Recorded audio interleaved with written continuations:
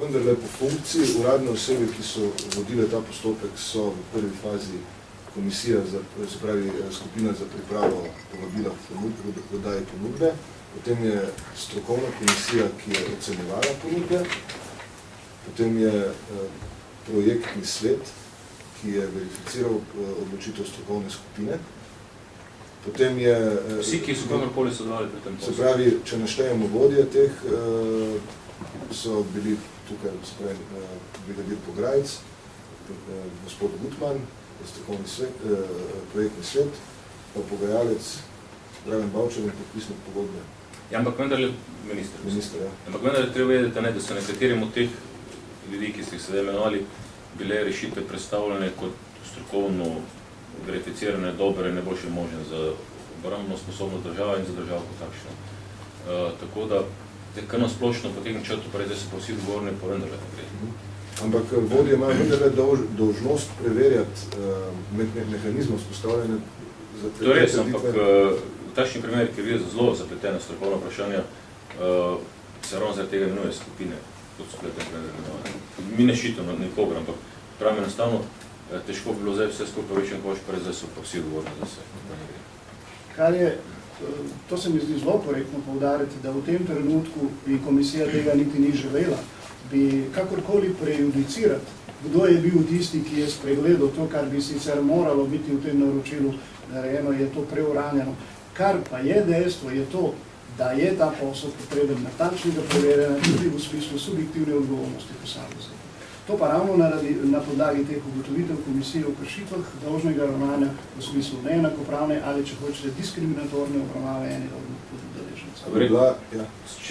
Če boste čitali naše načelo mnenja, samo bodo verjetno postavili ista vprašanja kot nam. Nekatere odločitve, namreč predvsem ocene pri nekaterih kriteriji so bile takšne, da si jih pri najboljši volji, pri najbolj zdravi pameti nismo znali razložiti. In ne znamo dati odgovor na vprašanje, zakaj so bile odločitve takšne, kot so bile. Motive za to mi ne moramo iskati.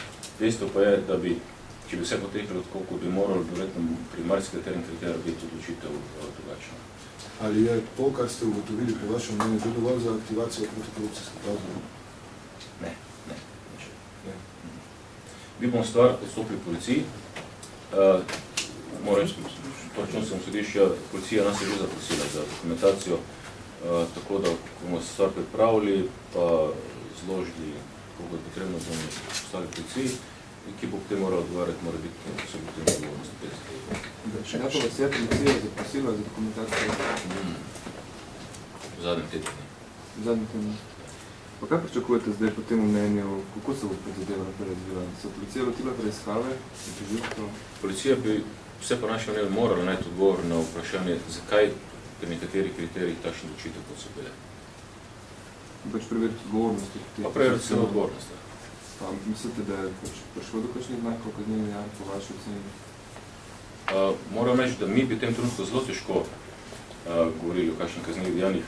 Seveda, kot celota, je stvar zelo čudna, ampak da bi pa konkretno zdaj s prstom kazali, na katere osumnice preče obstaja sum tega pa tega kaznivega dejanja, to je pa težko.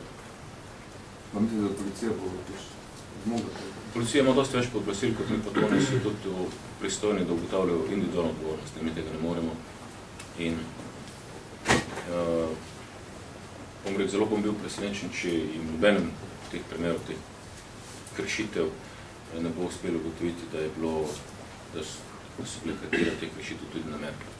Kako bi se mogla policija po vašem mnenju lotiti tega? Za katera so ta pooblastila, ki lahko izkoristi? To je zaslišanje? Najprej bodo morali preštudirati vse do mere dostopne, kot je znano nam. Potem pogovori z temi neposredno udeleženimi, pregledati morebitne druge dokumentacije, ki recimo za nas ni bila pomembna. Sicer pa jih bo tako tožilstvo usmerilo, če sem včeraj pravilno razumeli.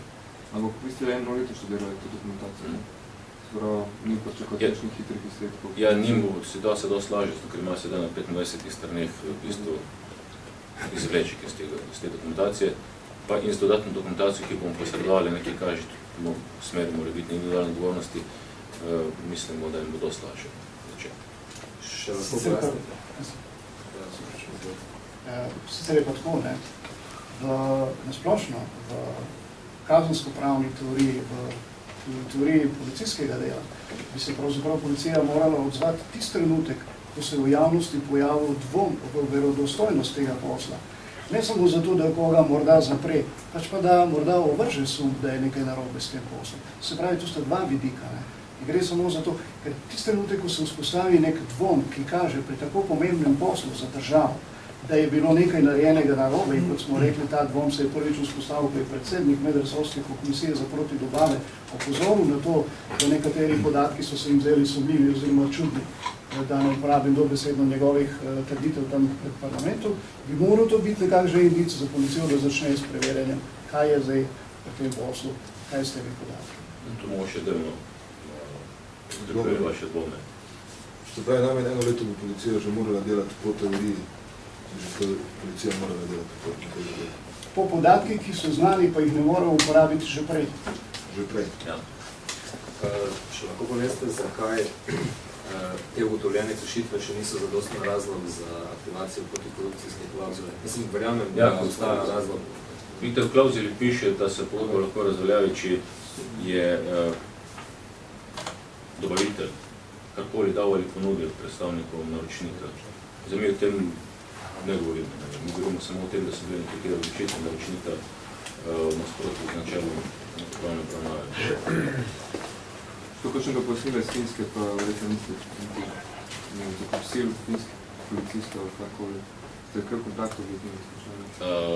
Finski policisti so se obrnili na nas že pred meseci, ampak z njih je zanimalo samo splošen potek postopka in podobne stvari, tako da z tistim, kar imamo mi, so se bolj malo pomagali. Kaj so vodna institucija na Finskem vaši? Ni. Ne.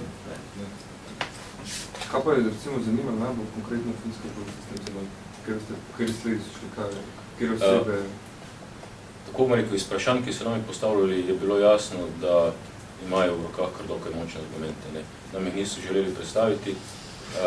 Njih je pa zanimal ta splošni okvir, ne, kako sploh pri nas potekajo takšni postopki, kako so se potem stvari peljale naprej. Tudi imena jih niso toliko zanimalo, tako da mislim, da je šlo bolj za neko splošno prepoznavanje situacije. Nič konkretno? Ne. Zdaj, kakšno konkretno je postopko? Samo kaj da se finska policija ne vas obarja naprej slovensko? A niste presenečeni? Finci pred meseci naši minuli teden. Rekel, nismo presenečeni. Se možno tudi, da so se finski policisti obrnili na slovenske policiste, mi tega ne vemo. No, prejšnji teden je rekla naša policija, da se na Finska še nikaj ne obrnila. To je boš predprejšnji teden.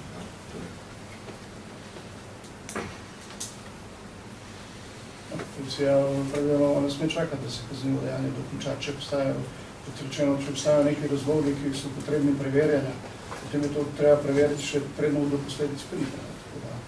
Tisti trenutek, ko se je vzpostavil, ko se pojavil ta dvom, bi bilo korektno do ene in do druge strani, da se te stvari raziščejo in da se razčistijo. Kako pa to, da se vaša komisija že pred letom dni s tem začela ukvarjati oziroma pričakavo prijavo? Hteli smo dve prijavi, zdaj nimamo soglasja kreditorja povedanega prijava, bili sta dve prijavi, bilo kar nekaj časa vmes, ko smo se začeli s tem ukvarjati. Moram reči, zdaj očitno to pomeni, mi tega ne vemo, da policija pa ni dobila prijave. Če so korupcijo potem pa sploh kaznega dejanja, tudi policija morala dobiti prijavo in tako so tudi nismo dobili do tega. In so potem postopili normalno stekli.